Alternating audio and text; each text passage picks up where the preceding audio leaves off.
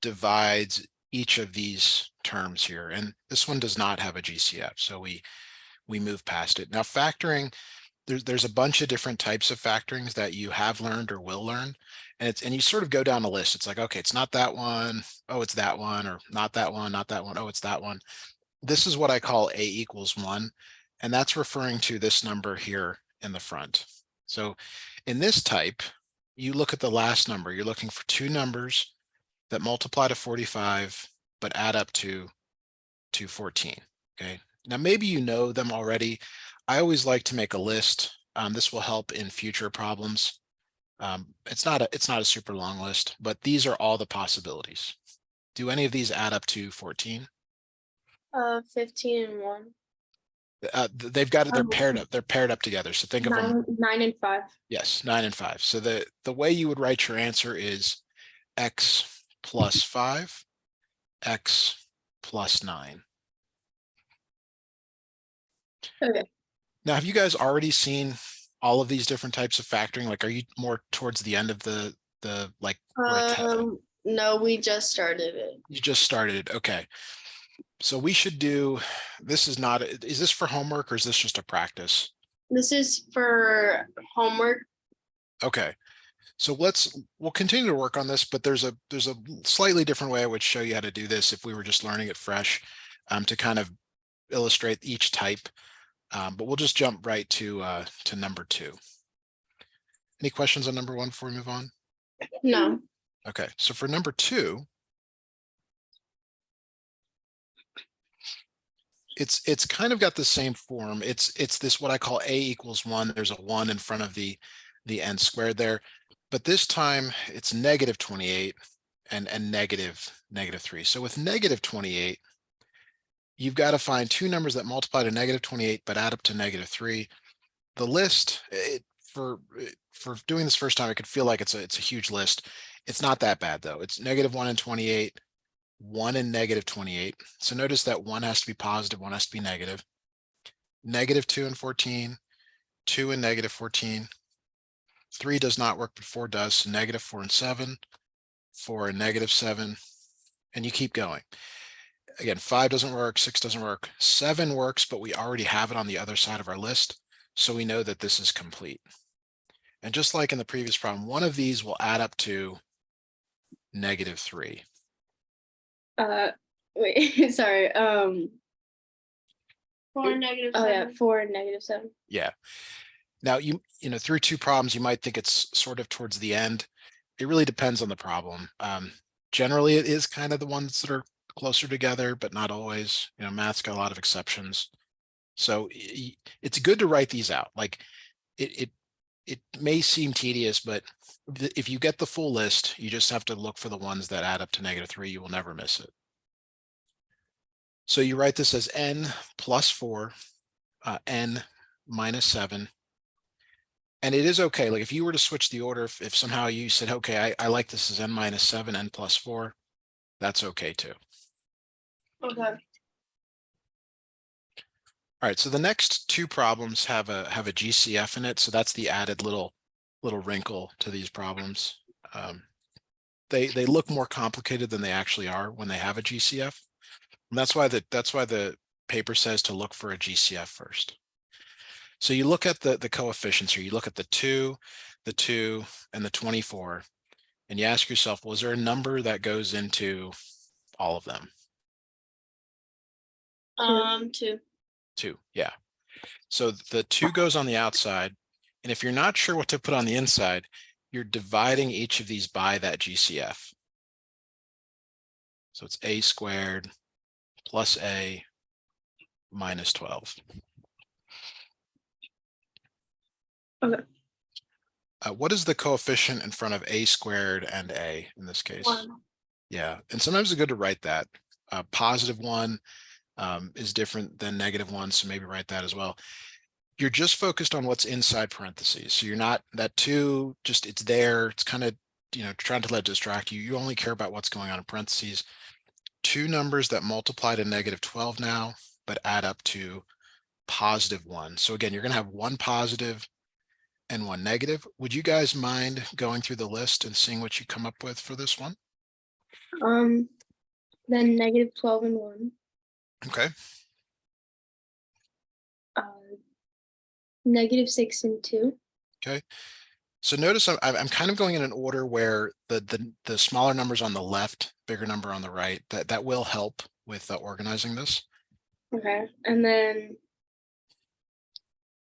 crap, I'm trying to think. 3 and negative Oh yeah, 4. 3 and negative 4. Negative 3 and 4, and then 3 and negative 4. Yeah. Yeah. So notice there's a pair, like there's one's negative, one's positive, one's negative, one's positive, and so on. Do any of these add up to positive 1? No. There is one that does. Positive 1 we're looking for. Oh,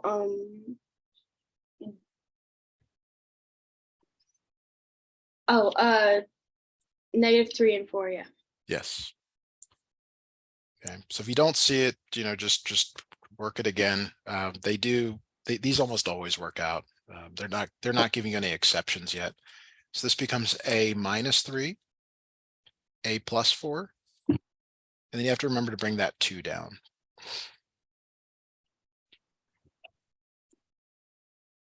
Any questions on that before we move on? No. Okay. So like I mentioned, number 4 is similar. It's got a GCF. Okay. Can you guys tell me the GCF? You're looking at 4, minus 24, and 20. Is there a number that goes into all three? 4. 4. The GCF is 4. Now let's just say you didn't know that. Like let's say you did 2 because it was a harder problem or you just didn't notice it right away. You can continue. Sorry about that. That's not right. You can continue the problem anyway. Like you can write 2p squared minus 12p plus 10, but you may notice, oh, 2 goes into this again because we know the GCF is 4. So you can bring that 2 out and get p squared minus 6p plus 5. So my point here is, like, if you don't get the GCF or you don't get the full GCF, it's okay. You can keep going until you get it. But if you use 4, obviously that's ideal because that's what we have here in this line, p squared minus 6p plus 5. Okay. So we want two numbers that multiply to 5, but add up to negative 6. So they have to add to negative 6. Any ideas on that? Negative 7 and 1. So they have to multiply to 5. Oh, So start with that. Like, how do you get 5 from two Oh, numbers? 1 and negative 5.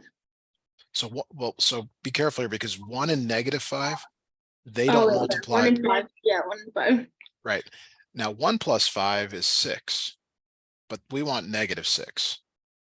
So this is where, Negative 1 and negative 5. there you go. Okay. So these do add to negative 6. P minus 1, P minus 5. Bring the 4 down like that.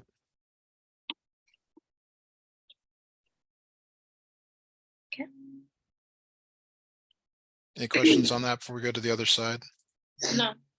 Okay.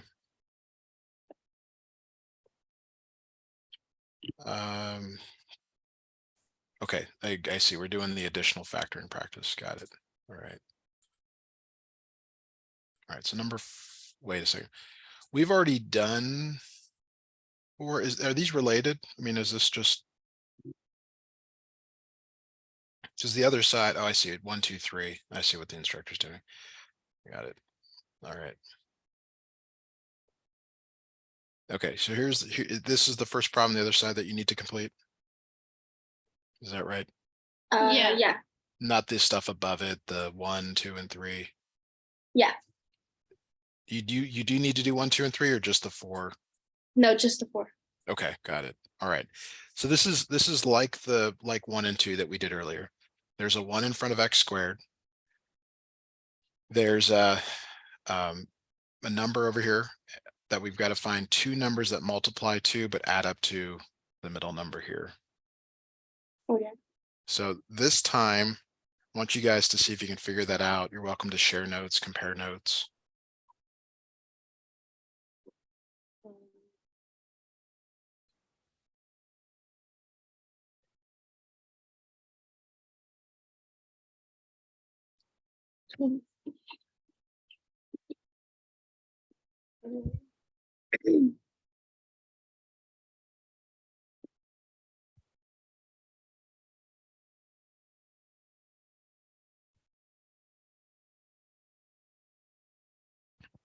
Um.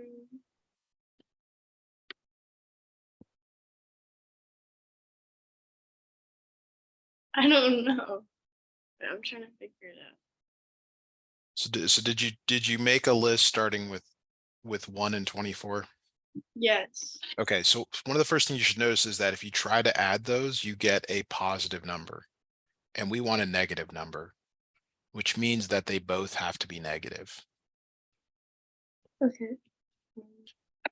Okay, so there's so if we go -2 and -12, -3 and -8, -4 and -6. Oh, -3 and -8. Yes. Yes, you got to write the full list. Like it's like, all the possible combinations and figuring out which one works in this case. All right, so the answer here, can you either one of you tell me what goes in parentheses now? Oh, hold on.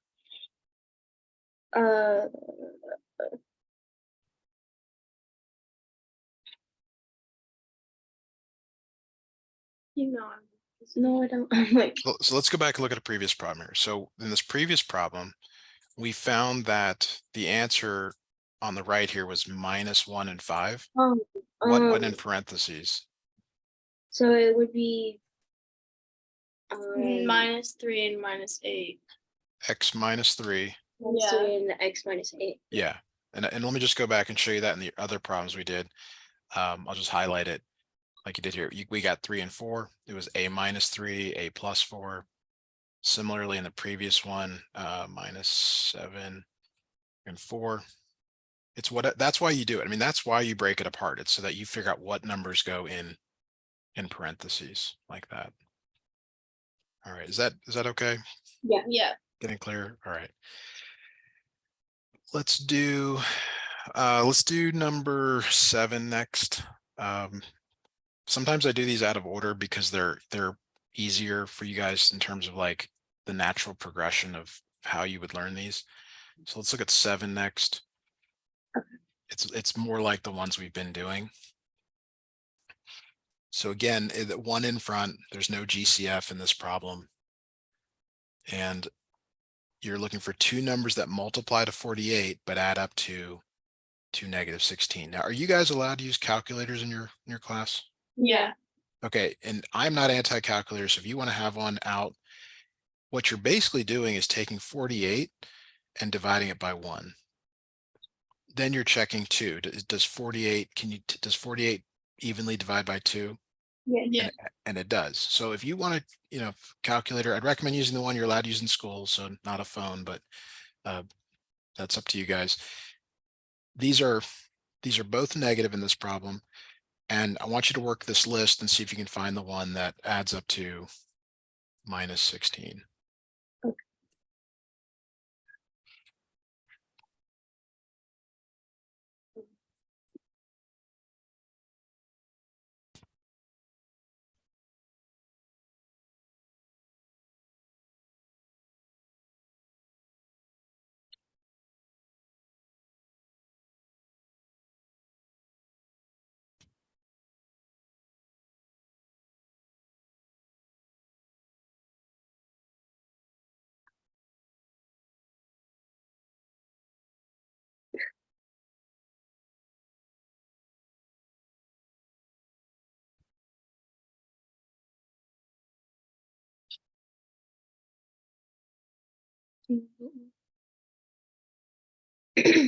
How are you guys doing on this one?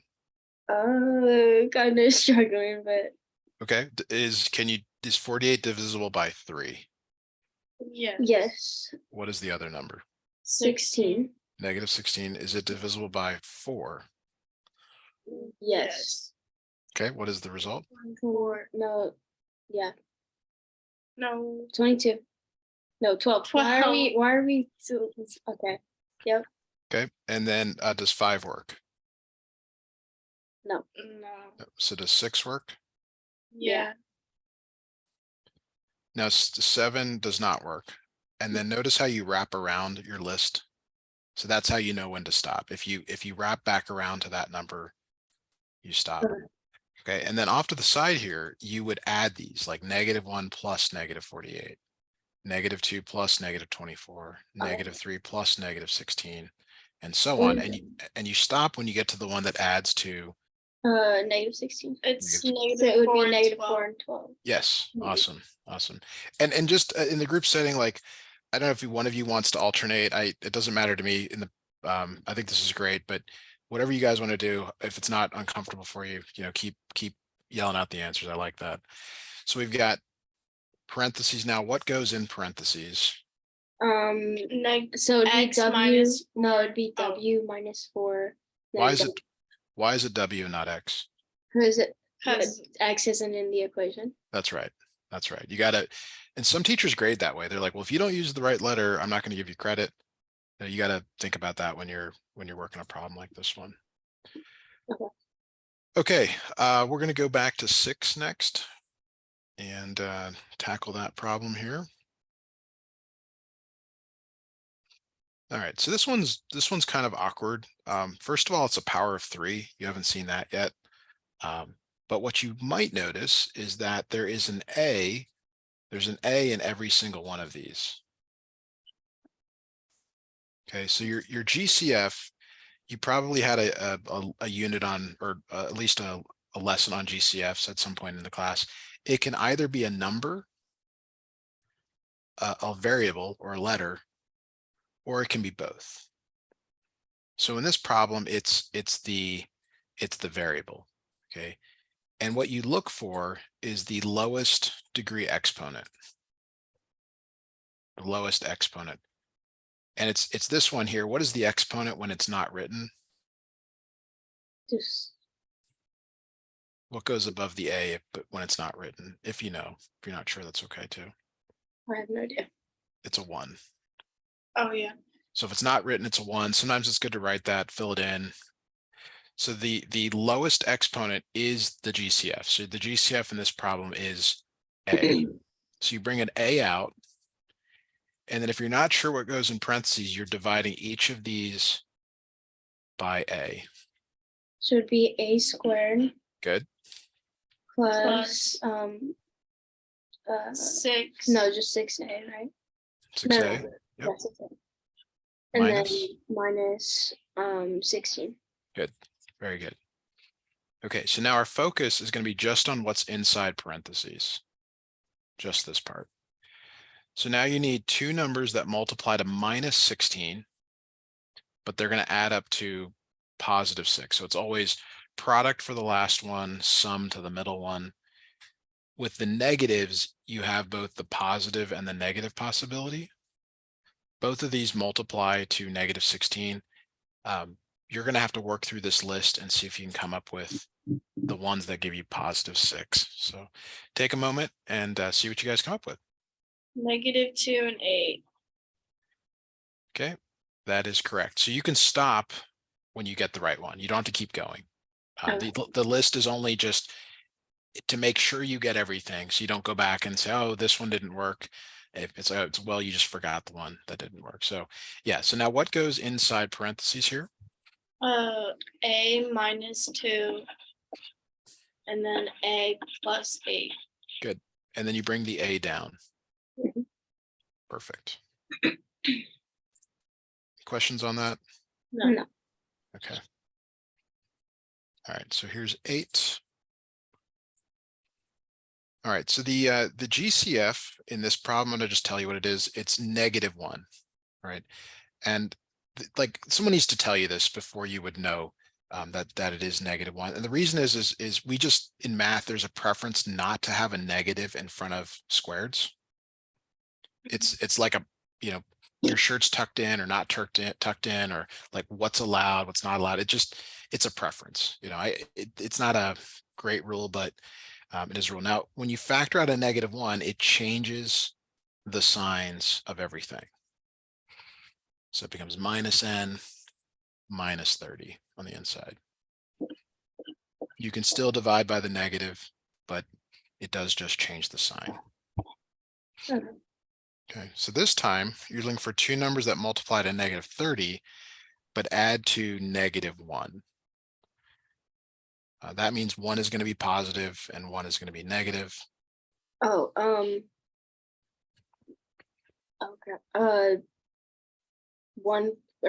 Negative 1 plus 30. So that adds up to positive 29. Yeah. So they're closer together. These are too far apart, like negative 2 and 15, 2 and negative 15. You can see that these get closer together, but we want negative 1 in this list. So keep going, grab that calculator, try 3, try 4, try 5, until you get to numbers that you know work.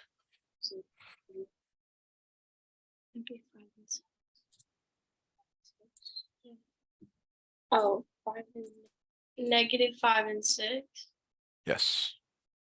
Now, is it negative 5 and 6, or is it 5 and negative 6? 5 and negative 6. Because it needs to add to negative 1. Yeah. Yeah. So that becomes n plus 5. It's good to circle it because you've got so many, just to make sure you get the right one. N minus 6. Put a negative 1 out in front. Okay. All right. So last problem here. Is this about the amount of homework you get on a regular night? Yeah. Yeah. Okay. All right. So this one, your GCF, you should always sort of look at that first coefficient, negative 3, and you hope that that works. You hope that that is the GCF, and it is in fact the GCF for this one. So you're going to divide each of these by negative 3. Can either one of you give me the what goes in parentheses, the result? So The a first squared. one is a squared. Good. And then Negative negative 10. So notice you've got 10. two Oh, negatives. yeah, 10. 10a. 10a, good. And then, oh crap. Would it be And then 9? negative 24. Positive 24, because you've got two Okay. negatives again. Positive 24. Now here's also the case, like let's say you weren't sure. If you multiply back in, it needs to get back to the previous line. Okay. That's a check. Like if you had extra time, you might do that. Okay, so this what's left here, a squared plus 10a plus 24. It's a lot like the first two problems that we did today. You got to break apart 24 and find two numbers that multiply to 10. Just if you get the answer, let me know. 4 and 6. It is 4 and 6. A plus 4, a plus 6. Bring the negative down.